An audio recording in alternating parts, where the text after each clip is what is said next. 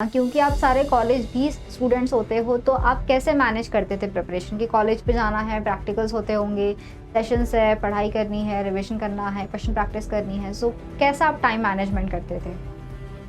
Ma'am actually हमारे college का ये एक बहुत बड़ा एडवांटेज है कि हमारे कॉलेज का जो सिलेबस है ये ऐसे ही डिज़ाइन किया गया है ताकि ये जो कम्पिटिटिव एग्जाम्स का शेड्यूल है, इनका सिलेबस है, इन सब से कंपेटिबल हो सके। ठीक है, ओके। तो शुरू से ही ऐसे ही सिलेबस डिज़ाइन किया था।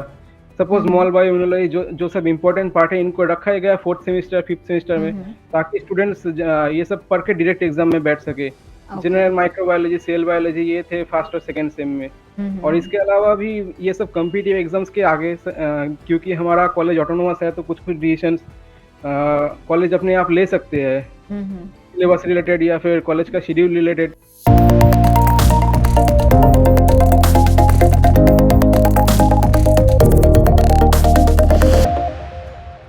Welcome to IFS। I hope you all are doing great students. हमारे साथ में कनेक्टेड है हमारे एक स्टूडेंट एंड इन्होंने रिसेंटली क्वालिफाई की है गैट बी की एग्जामिनेशन। तो लेट्स नो हिज जर्नी, जानते हैं कैसी की थी प्रिपरेशन, और इसके अलावा भी इन्होंने काफ़ी सारे एग्जाम्स टारगेट किए थे। तो जानते हैं किस तरीके से कितना सिलेबस करके आप मल्टीपल एग्जाम्स पे टारगेट कर सकते हो। So welcome Dibyendu, how are you doing dear? Yes ma'am, I am fine, how are you? I am also good, thank you for asking. तो first of all a big congratulations to you. Please tell me कि आपका क्या score आया है, thank you क्या ma'am. Rank रही है जी? Ma'am gate B में मेरा स्कोर था 151 और रैंक हुआ 79। Okay great. सो टॉप 100 में रैंक लाना ये एक बहुत बड़ी बात है, देखा जाए तो। उसके अलावा आपने और कोई एग्जाम टारगेट किया था इस साल में? मैम मैंने जेजीविल्स क्वालिफाई किया और आईआईटी जैम गेट, ये दो एग्जाम्स मैंने अपीयर किया था इन दोनों एग्जाम्स में। ओके ठीक है। सो जो एक हम बोलते हैं कि एग्ज़ाम्स, जितने भी आपके कॉम्पिटिटिव एग्ज़ाम्स होते हैं, सिलेबस काफ़ी हद तक सेम होता है। थोड़ा बताइए आप कितना अग्री करते हो कि सिलेबस कितना सिमिलर रहता है जितने भी हमने एग्ज़ाम्स के नाम लिए हैं अभी? मैम सिलेबस सारे एग्जाम्स में मोर और लेस सेम ही रहता है। ओके। डिफरेंट होता है सारे एग्जाम्स का अप्रोच। फॉर एग्जांपल जैसे हमने जेजीविल्स दिया था, वहाँ पे हमारा जो सिलेबस है, BET biology, physics, chemistry, mathematics, वो सेम ही सिलेबस था। स्पेशली फिजिक्स केमिस्ट्री का तो सब 12 लेवल का ही था। बट जो डिफरेंस था उसके साथ बाकी एग्जाम्स का, वो है टाइप ऑफ क्वेश्चंस का। Most of the questions were analytical, for example in case of जेजीविल्स। तो जेजीविल्स के लिए हमें वैसे डेटा ज़्यादा चाहिए, इंफॉर्मेशन ज़्यादा चाहिए, ऐसा नहीं। वो एनालिटिकल स्किल्स होना चाहिए, thinking rationally. This is what we need for जेजीविल्स। And for GATE and IIT JAM, the situation is more or less same. And इस साल मुझे पर्सनली लगा कि IIT JAM का जो क्वेश्चन था वो प्रीवियस ईयर से थोड़ा इजी था और स्लीपरी स्लोप्स बहुत ज़्यादा थे, सिली मिस्टेक करने का स्कोप्स बहुत ज़्यादा थे, और यहीं पे मैं फंस गया एक्चुअली। IIT उसके अलावा जो गेट बी का क्वेश्चन था वो मुझे प्रीवियस ईयर से थोड़ा टफ लगा, इस साल थोड़ा टफ लगा।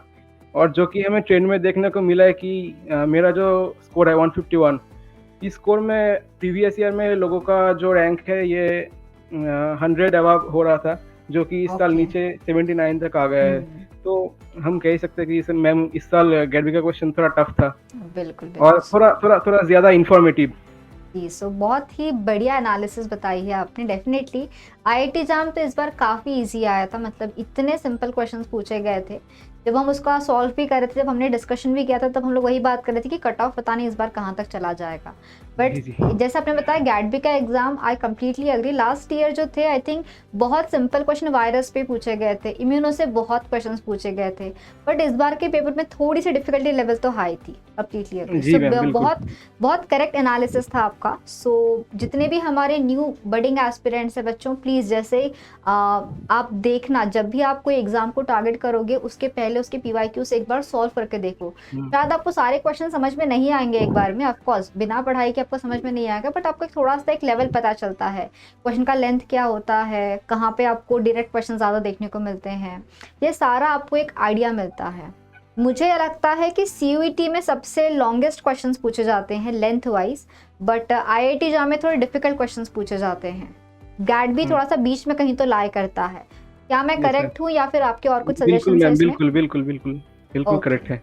ठीक है। सो यस, क्योंकि आई थिंक सीवीटी में काफ़ी सारे असर्शन रीजंस होते हैं, स्टेटमेंट वाले क्वेश्चंस होते हैं, बट आईआईटी जाम जहाँ पे एनएटी एमएसक्यूज आ गए तो फिर वो थोड़ा सा हमको फंसाने वाला काम कर सकता है। हाँ डीबीटी हाँ मैं इसलिए बीच में रखती हूँ, सॉरी गैटबी के एग्जाम में थोड़ा इसलिए बीच में रखती हूँ क्योंकि यहाँ पे आपको चॉइस मिलती है क्वेश्चन को सॉल्व करने की। So not too easy, not too difficult, but आप यहाँ पे एक अच्छा और डिसेंट स्कोर कर सकते हो। सो मूविंग ऑन देयर, आप टेल मी कि आप पार्ट बी को आप कैसे अप्रोच करते थे, कैसे आप 60 क्वेश्चंस को फाइंड करते हो 100 में से? मैम, पहले तो मैं सबसे इजी वाले मतलब जो मुझे इजी लगते थे, जो जी। मेरे लिए ज़्यादा फ़ैमिलियर थे, हम्म उनको पहले कर लेता था। उसके बाद जो ज़्यादा थोड़े अनसर्टेन लगते थे, उनको फिर ट्राई करके, जिसमें थोड़ा थोड़ा बहुत एनालिसिस लगता है, थोड़ा बहुत सोचना पड़ता है, उन क्वेश्चंस को बाद में, और पहले जो डायरेक्ट क्वेश्चंस थे, उनको पहले अटेम्प्ट करता था। ऐसे देखता था कि 60 क्वेश्चंस कब कंप्लीट हो रहा है। कभी-कभी ऐसा ही होता है कि मोर देन 60 क्वेश्चंस अटेम्प्टेबल हो जाते हैं। तब जो क्वेश्चन मुझे ज़्यादा ज़्यादा। श्योर लगता है कि इसका आंसर मुझे श्योरली पता है, फिर जी। वो नेक्स्ट क्वेश्चन को कैंसिल करके प्रीवियस वाले क्वेश्चन को मार्क कर देता हूँ मैं, बस ऐसे ही मैम। ओके। तो क्योंकि आपकी प्रैक्टिस इतनी है तो मुझे लगता है कि आप 60 से भी ऊपर अटेंड कर पाए हो, बिकॉज बहुत मुश्किल होता है बच्चों के लिए, क्योंकि कुछ टॉपिक्स आपको एक्स्ट्रा पढ़ने पड़ते हैं जो सिर्फ गैटबी के लिए आते हैं, तो बहुत सारे बच्चे उसको स्किप कर देते, that's why they are not able to find many questions. But अगर आप 60 के ऊपर सॉल्व कर पा रहे हो, ये बहुत ही अच्छी बात है। और गैटबी के एग्जाम में आपको फिजिक्स केमिस्ट्री मैथ्स भी पढ़ना पड़ता है। So what do you think, क्या उसके बिना क्वालिफाई हो सकता है एग्जाम, या वो पढ़ना ज़रूरी है? मैम, मुझे लगता है कि फिजिक्स केमिस्ट्री पढ़ना ज़रूरी है।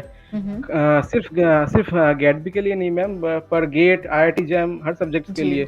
मुझे पर्सनली ऐसा लगा कि जो फिजिक्स केमिस्ट्री और मैथ्स का पार्ट है, ये आईआईटी जैम में काफ़ी डिफिकल्ट आता है compare to GATE B. Okay. और ये सारे एग्जाम्स में जो फिजिक्स केमिस्ट्री और मैथ्स है, यही मतलब डिफरेंशिएटिंग फैक्टर जैसा काम करता है, क्योंकि बायोलॉजी में हम सारे स्टूडेंट्स से पढ़ के जाते हैं, सारे बायोलॉजी बैकग्राउंड के ही है, ये सारे बायोलॉजी इतना टफ कुछ नहीं रहता, जी। ऑलमोस्ट सभी लोग अटेम्प्ट कर देते हैं। जो चीज़ आपका रैंक डिटरमाइन करता है और स्टूडेंट्स के बीच में डिफरेंशिएट करता है, which acts as a limiting factor, it's physics chemistry and mathematics ma'am. बिल्कुल, बिल्कुल। सो बहुत ही बढ़िया बात बताई आपने कि यस, क्योंकि सारे बायोलॉजी के बच्चे, आई थिंक वहाँ कॉम्पिटिशन तो खत्म हो जाएगा। अगर सपोज हमारी गैटबी की एग्जामिनेशन है तो शायद हो सकता है कि 100 मार्क तो हर कोई लेके आ जाए, उतना तो बायोलॉजी सबको आता है, बट जो बिल्कुल उसके मैम। ऊपर में 20-30 मार्क का खेल रहेगा, वहीं पे क्वालिफाइड, नॉट क्वालिफाइड, ये कॉलेज वो कॉलेज, वो सारा वहीं पे डिसाइड होगा। डेफिनेटली जो भी एस्पिरेंट्स होते हैं जो प्रिपेयर करते हैं, वो पीसीएम ग्रुप को डेफिनेटली पढ़ते हैं। बताइए क्या होता है डिफिकल्टी लेवल उसका, कितना पढ़ना चाहिए स्टूडेंट ने पीसीएम ग्रुप को? मैम, गेट के लिए मतलब उतना तो डेप्थ से नहीं आता। आईआईटी जैम के लिए 12th स्टैंडर्ड का फिजिक्स और मैथ्स हो जाता है। केमिस्ट्री का कुछ कुछ क्वेश्चंस 12th लेवल से कवर करना मुश्किल हो जाता है। उसके लिए सपोज हमने जो किया था, हमारे रूममेट्स या जो कोई भी थे केमिस्ट्री डिपार्टमेंट के कॉलेज में, हम उनसे केमिस्ट्री पढ़ते थे, तो कुछ कुछ चीज़ें वैसे केमिस्ट्री के ग्रेजुएशन लेवल से भी आ जाते थे, जो कि जी, सिर्फ 12th के सिलेबस से कवर करना पॉसिबल नहीं। तो मैम, आईआईटी जैम के टाइम हमने फिजिक्स केमिस्ट्री और मैथ्स का जो प्रिपरेशन किया था, वही गेट बी के टाइम काम आ गया। बस एक बार ब्रश अप करना पड़ा सारा सिलेबस को, और हो गया ma'am. And one thing I must say कि आईफास का एक बुक आता है फिजिक्स केमिस्ट्री और मैथमेटिक्स का कंपाइल्ड, वो बुक मुझे बहुत हेल्प किया मैम प्रिपरेशन में। यस। तो डेफिनेटली बुक्स डिज़ाइन इसलिए की गई है बिकॉज आपको हर 3 बुक लेने की ज़रूरत नहीं है कि हम यहाँ से पढ़ रहे हैं, सबको शॉर्ट करके आपके लिए बनाया गया वो बुक है, ताकि जो एक बायोलॉजी का स्टूडेंट भी है वो कम से कम उतना पढ़ के जाए तो भी एग्जाम में डिसेंट क्वेश्चंस अटेंड कर सके। तो that's wonderful. Talking about the गैटबी सिलेबस, आई थिंक सबसे ज़्यादा वास्ट गैटबी का ही सिलेबस है, अगर मैं सीयूईटी आईआईटी जाम से कंपेयर करूँ तो क्या आपने पूरा सिलेबस कवर किया था गैटबी का, या फिर कुछ पार्ट स्किप किया था? क्या स्किप करना सेफ है या सब करना चाहिए?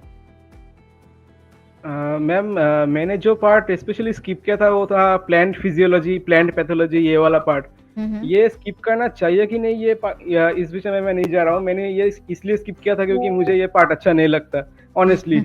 मुझे पढ़ना अच्छा नहीं लगता था, इसलिए मैंने स्किप कर दिया। और अगर आप जनरल ट्रेंड एनालिसिस भी करेंगे तो इसमें से ज्यादा क्वेश्चंस आते नहीं, so it would be absolutely safe to skip this parts. Okay, ठीक है। एंड कौन सा पार्ट आपको बिल्कुल नहीं पसंद है गैटबी के सिलेबस का, जो आपको डर लगता है, डिफिकल्ट है, ऐसा कुछ है? Apart from the plant physiology, और एक पार्ट है जनरल माइक्रोबायोलॉजी। क्योंकि इसमें बहुत सारे फैक्चुअल्स क्वेश्चन आ जाते हैं, यहाँ से वायरस रिलेटेड, बैक्टीरिया रिलेटेड, उनके स्ट्रक्चर्स को रिलेटेड। जी। हुँ, तो ये वाला पार्ट मुझे थोड़ा याद रखने में प्रॉब्लम होता है मैम। ओके। तो आपने कैसे हैंडल किया उस पार्ट को? आपने स्किप किया था या फिर आपने ट्राई किया? नहीं, जनरल जनरल माइक्रोबायोलॉजी पार्ट में मैम मैं पढ़ के गया था, हुँ, क्योंकि हुँ। वहाँ से आते हैं स्पेशली वायरस से और बैक्टीरिया के स्ट्रक्चर से यहाँ से क्वेश्चन एक्चुअली आते हैं। हुँ, हुँ। तो मैम ये हमारे कोर्स का पार्ट था, हमारे जो ऑनर्स कोर्स है, इसका पार्ट ही अच्छा, था लाइक जनरल आप जो माइक्रोबायोलॉजी। कॉलेज में आप पढ़ रहे थे उसका पार्ट है। यस मैम, तो ओके, बार-बार ये सब पढ़ते-पढ़ते हाँ। पढ़ते-पढ़ते ने नेचुरली वो हो गया था। उसके लिए अलग से बाद में बस रिवीजन करके चले गए। जी, जी, great. And back on that yes, क्योंकि आप सारे कॉलेज भी स्टूडेंट्स होते हो, तो आप कैसे मैनेज करते थे प्रिपरेशन? कि कॉलेज पे जाना है, प्रैक्टिकल्स होते होंगे, सेशंस है, पढ़ाई करनी है, रिविजन करना है, क्वेश्चन प्रैक्टिस करनी है, सो कैसा आप टाइम मैनेजमेंट करते थे? मैम एक्चुअली हमारे कॉलेज का ये एक बहुत बड़ा एडवांटेज है कि हमारे कॉलेज का जो सिलेबस है, ये हुँ, ऐसे ही डिज़ाइन किया गया है ताकि ये जो कॉम्पिटिटिव एग्ज़ाम्स का शेड्यूल है, इनका सिलेबस है, इन सब से कंपैटिबल हो सके, ठीक है? ओके। तो शुरू से ही ऐसे ही सिलेबस डिज़ाइन किया था। हुँ, सपोज़ हुँ। मॉल बायोइम्यूनोलॉजी जो जो सब इम्पोर्टेंट पार्ट है, इनको रखा ही गया 4th सेमेस्टर, 5th सेमेस्टर हुँ, में, हुँ। ताकि स्टूडेंट्स ये सब पढ़ के डायरेक्ट एग्ज़ाम में बैठ सके। Okay. General microbiology, cell biology ये थे फर्स्ट और सेकंड सेम में। हुँ, और हुँ। इसके अलावा भी ये सब कॉम्पिटिटिव एग्ज़ाम्स के आगे क्योंकि हमारा कॉलेज ऑटोनोमस है, तो कुछ-कुछ डिसीजंस कॉलेज अपने आप ले सकते हैं, हुँ, हुँ। सिलेबस रिलेटेड या फिर कॉलेज का शेड्यूल रिलेटेड। तो ऐसा होता है कि कॉम्पिटिटिव एग्ज़ाम्स के सपोज़ 7 दिन पहले व 10 दिन पहले कॉलेज छुट्टी दे दिया जाता है, या हुँ, फिर हुँ। क्लास का जो शेड्यूल है ये लेस कॉम्पैक्ट कर दिया जाता है ताकि स्टूडेंट्स को प्रिपरेशन का टाइम मिले। हमारे टीचर्स भी बहुत हेल्पफुल है इस मैटर में। हुँ, और हुँ। ऐसा भी हुआ है कि जब कहीं पे कोई स्टूडेंट्स का एग्ज़ाम हो या फिर इंटरव्यू हो, तो उसके हिसाब से कॉलेज का जो एग्ज़ाम शेड्यूल है, प्रैक्टिकल शेड्यूल या थ्योरी का एग्ज़ाम शेड्यूल, ये भी हुँ, हुँ। चेंज कर दिया जाता है। तो मैम ओके। कॉलेज का एक कंट्रीब्यूशन है, कॉलेज अथॉरिटी हुँ, हमेशा हुँ। हमें सपोर्ट करते आए है कि इन कॉम्पिटिटिव एग्ज़ाम्स को क्रैक करने में। हुँ, हुँ। और एक बहुत बड़ा फैक्टर, एक एक्चुअली बहुत बड़ा फैक्टर है मैम, हमारे डिपार्टमेंट का जो फ्रेंड सर्कल, हमारा जो पीयर ग्रुप है, हुँ, उनमें हुँ। यूनिटी इतना स्ट्रॉन्ग है एंड इतना हेल्दी रिलेशनशिप है कि हर कोई हर किसी को मदद करता है, हुँ, हर हुँ। बार हर विषय में मैम, तो हो जाता है। सपोज़ किसी के पास कोई बुक है सेल बायोलॉजी का, बाकी स्टूडेंट्स के पास नहीं है, तो हुँ, हुँ। डिपार्टमेंट में 2 स्टूडेंट्स के पास बुक है, तो उसी बुक को शेयर करके बाकी 10 लोग पढ़ लिए। ऐसे-ऐसे मैम हो जाता है।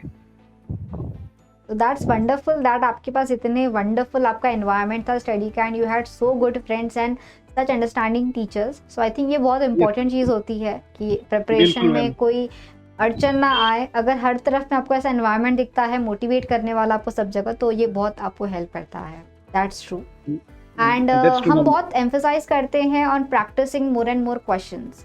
तो what is your yes. Take? Practice question कितना ज़रूरी है, कैसे करना चाहिए स्टूडेंट्स ने? Yes, yeah it's absolutely important ma'am, practicing questions.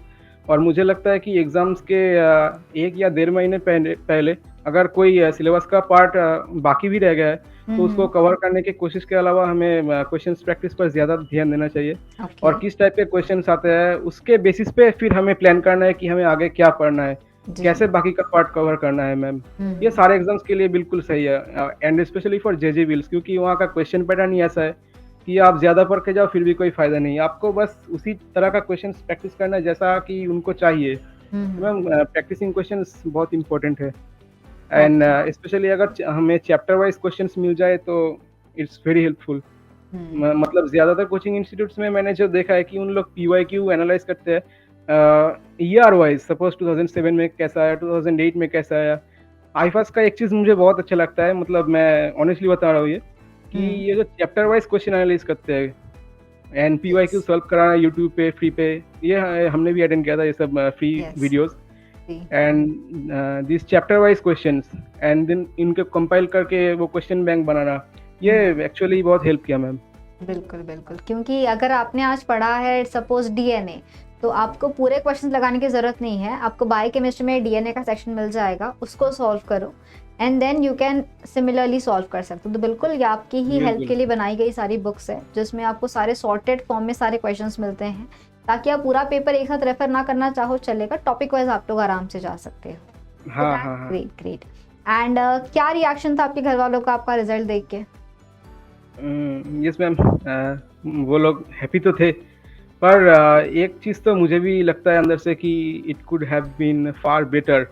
Okay. मतलब तो अभी फाइनल का ही कॉलेज मिलने तक एक तो टेंशन रहता ही है। जी। तो क्योंकि आप मुझे बता रहे हो खुद ही कि आप बेटर एक्सपेक्ट कर रहे थे, आपको क्या लगता है आपने क्या गलतियाँ की है जिससे शायद आपका स्कोर थोड़ा कम हुआ होगा? मेरा मेरा जो गलती था वो ये था कि पहले का जो आईआईटी जेईई का पेपर था हुँ, वो हुँ। मेरा बहुत सही नहीं गया था। हुँ, हुँ। तो मैं एक रश में था कि गेट बी में ज़्यादा स्कोर करना है। हुँ, तो इस हुँ। रश में मैंने क्या किया, सेक्शन बी का बहुत सारा क्वेश्चन ऐसे गेस वर्क करके अटेम्प्ट कर लिया। ओके। उसमें बहुत सारा नेगेटिव गया नेगेटिव। मैम। जी। बहुत सारा नेगेटिव गया मेरा। ओके। स्टूडेंट्स याद रखना है कि we always say that learn from your mistakes and अगर कोई गलती हो गई या एग्ज़ाम ठीक नहीं गया कोई दिक्कत नहीं, आगे वाले एग्ज़ाम पे अच्छे से फोकस करना है। और जब भी आप एग्ज़ाम हॉल में बैठते हुए एकदम शांत दिमाग से जितनी आपको चीज़ें आती है पहले उसको परफेक्टली सॉल्व करो। मुझे लगता है कि एग्ज़ाम में जाने के पहले आपके माइंड में एक होना चाहिए कि मुझे इतने क्वेश्चंस करने हैं और इतना स्कोर लाना है। 240 मार्क्स का गैट बी का एग्जाम है, डोंट ट्राई कि पार्ट बी के हम पूरे 60 करके आएंगे। तुम 40-50 भी कर लोगे सफिशियंट है, but you should have that number in your head. अगर आपने 40 कर लिया, 4 थ्रीज़ा होते हैं 120। अगर आपने पार्ट ए से कवर कर लिए हैं क्वेश्चंस काफ़ी सारे तो आप 40 ही करो, पूरे 60 मत करो चलेगा। बट ये क्लैरिटी आपके माइंड में होनी चाहिए, एग्जाम हॉल में जाके आपको ये नहीं सोचना है। एंड फॉर दैट हम हमेशा फोकस करते हैं कि आप लोग PYQs and plus full length mock test को ट्राई करो ताकि आपको और सारी चीज़ें जो है वो पता चल सके। And what about the numericals, थोड़े बहुत न्यूमेरिकल्स पूछे जाते हैं गैट बी के एग्जाम में जिससे बच्चों को डर लगता है, तो आपने सॉल्व किया था, स्किप किया था, कैसे करना चाहिए उसे? नहीं मैम, न्यूमेरिकल्स मैंने ऑलमोस्ट सारे ही अटेम्प्ट किए थे। ओके। न्यूमेरिकल्स में वैसा गलत कुछ नहीं आया क्योंकि गेट बी के न्यूमेरिकल्स ज़्यादा डिफिकल्ट होते नहीं। हम्म। जैसा आईआईटी जेईई या जेईई के न्यूमेरिकल्स होता है वैसा नहीं, बिल्कुल बेसिक एप्टीट्यूड वाला न्यूमेरिकल्स ही रहता है, basic calculation, probability and all. तो वो वाला हो जाता है, प्रॉफिट एंड लॉस का मैथ्स ये सब हो जाता है मैम। Okay okay. सो बहुत मज़ा आया आपसे बात करके। आप किस किस को थैंक यू बोलना चाहते हो for this success? Ma'am, first of all, I would like to thank my friends. I have 10 students in my batch, including me, and I would like to thank them all. मतलब जो कुछ भी हुआ है, जितना जितना भी हुआ है, सब जी। मोस्टली उन्हीं की वजह से हुआ है। वो लोग बहुत सपोर्टिव थे, बहुत हेल्पफुल थे, तो मैं फर्स्टली थैंक कहना चाहूँगा मेरे फ्रेंड्स को, फिर मेरे पेरेंट्स को, they were very much supportive from the start, from the beginning. मेरे टीचर्स एंड मेरे college administrators, they were also very helpful regarding this competitive exam matters. So that's all, and obviously I would like to thank IFAS. They helped a lot. Okay, great great. So I am very much happy to know this thing और I think ये मैं मेरे बाकी बच्चों को भी बताऊंगी कि आपके जो केमिस्ट्री वाले फ्रेंड्स होंगे बिकॉज कॉलेज में तो बन ही जाते हैं, उनसे कांटेक्ट में रहिए। कुछ डाउट आता है तो बिल्कुल उनसे भी पढ़ लीजिए बिकॉज फ्रेंड्स आपको थोड़ा एक अलग वे से पढ़ाते हैं जो शायद आप जल्दी समझ जाते हो। बिल्कुल So, ma'am, exactly. yes. And any last message from your end to all the new aspirant जो अभी शायद प्रिपरेशन स्टार्ट करने वाले हैं 2025 के लिए, क्या टिप देना चाहोगे उन्हें, कैसे प्रिपरेशन करें, क्या कैसे सिलेक्शन लें? मैम प्रिपरेशन टिप्स मतलब हमको ज़्यादा ज़्यादा वास्ट सिलेबस कवर नहीं करना है। बस जो हमारे सिलेबस में है, जो कोचिंग इंस्टीट्यूट्स के मटेरियल है वो सब पढ़ना है। बुक में जितना सारा कुछ है, अगर हम टॉपिक वाइज एक एक बुक उठा के पढ़ने लगे, जो हमने किया था फर्स्ट या सेकेंड सेमेस्टर में, कि एक एक टॉपिक के लिए एक एक बुक उठा के पढ़ने लगे, तो it's going nowhere ultimately. तो फर्स्ट या सेकेंड सेमेस्टर में जितना पढ़ना है पढ़ लो। अभी सिलेबस जब रिवीजन करने का टाइम आता है तो वास्टनेस के पीछे ना भाग के हमको कोशिश करना चाहिए कि जितना हमने ऑलरेडी रिटेन किया हुआ है उनको फिर से ब्रश अप करने का। और फिर ये फिजिक्स, केमिस्ट्री और मैथ्स का प्रेशर तो रहता ही है, तो इनको बायोलॉजी के साथ कंबाइन करके, और टाइम है बहुत मैम शॉर्ट, यस, तो यही मैम। तो जो बिल्कुल। ऑलरेडी हो गया है, मैंने बहुत स्टूडेंट्स को ये करते देखा है कि वो नए-नए टॉपिक्स कवर करना चाहते हैं, नए-नए हाँ। सब्जेक्ट्स, एंड बीच में फँस जाते हैं लोग। तो यही मैम। यस, तो आई थिंक अगर थोड़ा टाइमली प्रिपरेशन स्टार्ट कर लिया जाए स्टूडेंट्स हाँ, का तो बिल्कुल। PCM ग्रुप भी वो आराम से टारगेट कर सकते हैं। बहुत लेट स्टार्ट करेंगे तो बहुत कवर करने के चक्कर में शायद कुछ ना हो पाए।